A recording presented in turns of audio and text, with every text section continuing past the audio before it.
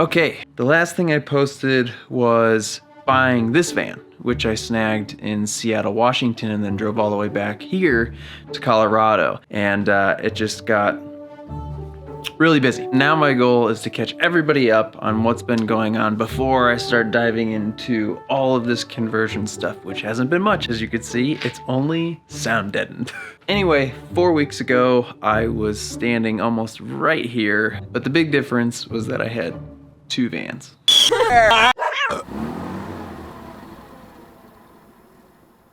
Two vans in direct sunlight, so you can't see them. But we're about to head out. For the past 2 days, I've been driving this back from Washington. This is the new van I just picked up. It was an 18-hour drive. Now we are going to take my old van to the new owners in Texas, and then from there go to Indiana, which is another, I think, 16-hour drive. But we've cleared everything out of this van, and I'll be driving it because I want to make sure everything's working properly on our way out. And Julie will be taking the new van. And I'll show you what we've done to make it our temporary home. Well, Rock's already cozy. All my tools and things. And then this is our bed. And then all of our like fun activity stuff gear is back here in the very, very back. And then we've got like our clothes. There was a partition here originally. I took it out last night when I got back. And we wanted that to be open for the dogs to get back and forth from the front. I think I got it. Ta-da! Okay, I'm gonna get this out of here and then pack. I think we're pretty much ready to go. They've reached their full maturity. Oh my God. These are the saddest little Tim Burton carrots. Are you worried we're gonna leave without you? Are you ready to drive something this big? Yes. Do I look like a captain? Yeah. Okay, we are finally off. So we're off. And on our way to Texas. I have both the dogs in the big van, the new van, and Ben's in front, but we're driving and I haven't done anything wrong so far. Now the drive from Colorado to Texas is extremely boring, but I was curious to see the difference in gas mileage between the 2 vans. Yeah, the ProMaster is a gas vehicle and it's fully loaded with an entire conversion, while this is a diesel and it barely has anything in it at this point. But I was still surprised at how different they were to each other. Where are we at? Where are we at? It's just a gas station. Where are you at with gas? Half? I'm out.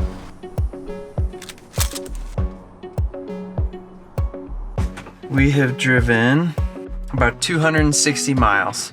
You just filled up with the diesel, 11.6 gallons, 22.4 miles per gallon. And then I just filled up with 21.4, 12. And it's because those hill climbs and everything, they're just destroying me. And the other cool thing is how well this van, the Mercedes, did with all of like the hill climbs that we had to do. We've had to do a few little climbs on our way here, and it seems that the Sprinter is just on my ass, and I struggle so hard to go up any type of decent incline. This van is super powerful. So it's like a piece of cake. We've been doing a lot of hill climbs and it has no problem at all. It's really smooth and it just goes up those hills like no problem. And we're in New Mexico already. A whole lot of nothing. That's what this whole ride is gonna be. A whole lot of nothing. I wonder how Julie's doing with the dogs. Today I'm doing pretty good. I've only eaten about 2.5 pounds of pretzels and probably 23 Tic Tacs. So my stomach feels like a log, but my breath smells great. Somewhere downtown New Mexico. How's it going? We made it to Texas. We're gonna be driving in the dark here soon. Did you guys know that the Mercedes Sprinter comes fully equipped with an ergonomic snout holder? Anyway, we drove a little over 11 hours and we ended up stopping at a truck stop and we slept in this stuffy windowless Mercedes. That's my divider I put together, you know, to block the window. Sleepy time. Got back up, drove another 5 hours. Okay, you ready? Yeah, I guess. And finally got to our destination. Okay, so we are basically here. Now, Amber and Josh are followers of the channel and also fellow entrepreneurs. Am I good here? You're fine. Okay. Filming? Yes. Oh boy. Who have recently sold their home and are on the hunt for some new property, not only to live out of, but also work out of. Which is why we ended up meeting them at this big old empty building they gave us a tour of. And while we were there, they told us all about their plans of what they want to do with their business and where they want to be. And they wanted the van to like move around from location to location because they're still figuring everything out. And they don't have a house right now. So they wanted to travel in a vehicle while finding a new place. And once they land on something they like, they plan on putting my old van on Outdoorsy. So people who are interested in trying out like van life can do that with my van. So when that does happen, I'll let everybody know. And if you have ever wanted to try to ride in my old van, you can. He's a little bigger than I thought. I also just want to say how grateful I am to Amber and Josh. They really helped me out when I was in a bad like financial pinch.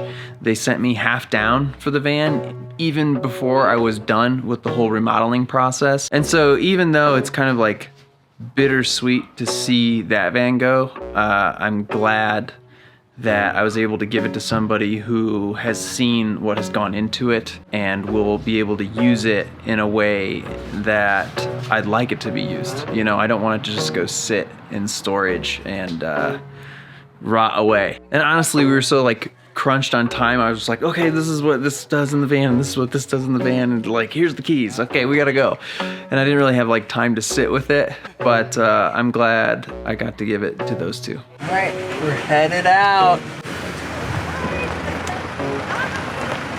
Hi, man. How do you feel? Weird. Weird? Yeah. Did you say goodbye to the van? No. I'm too cool for that. Oh, come on. So after we said bye to the van, it was time to start our long drive back to Indiana, like 18 hours long. Luckily, this portion I wouldn't be driving by myself. We're going home to Indiana.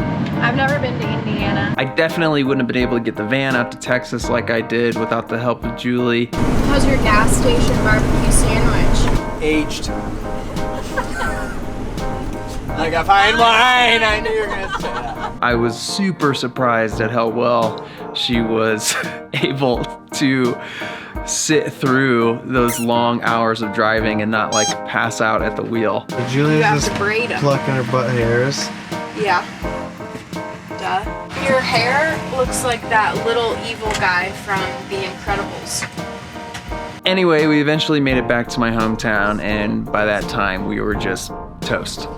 Okay, we made it, and it has been 52 hours of driving and like over 3,500 miles put on this van that is new to me.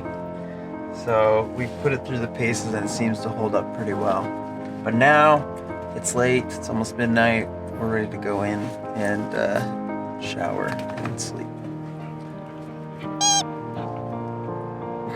Got it. So I snagged a new van, sold my old van, and made it all the way back home to Indiana. Then it was on to all the prep work that goes into getting a van ready for the conversion, as well as squeezing a trip in there and some freelance work and a bunch of other stuff. But I'll talk all about that in the next video. And hopefully by that point I can get us all caught up and we can start rolling into this conversion. But products are arriving. Ooh, huh. Thanks for watching. If you want to support us during this whole thing, go jump on Patreon and I will be releasing longer form content on there for you to see. And yeah, we'll see how it goes. We'll see how all this new stuff goes. I don't know. It's new. Bye-bye. Should I get Rocky in here? Where's it? All right. So So Rock has a scab on his eye. He ran into a sticker bush at my mom's. See his eye? Right there on top of his eyebrow. Oh, right there. He's excited to have a home again this week. I think he's a little wigged out with how many places we've been going and jumping around like homeless people. Okay, that's it.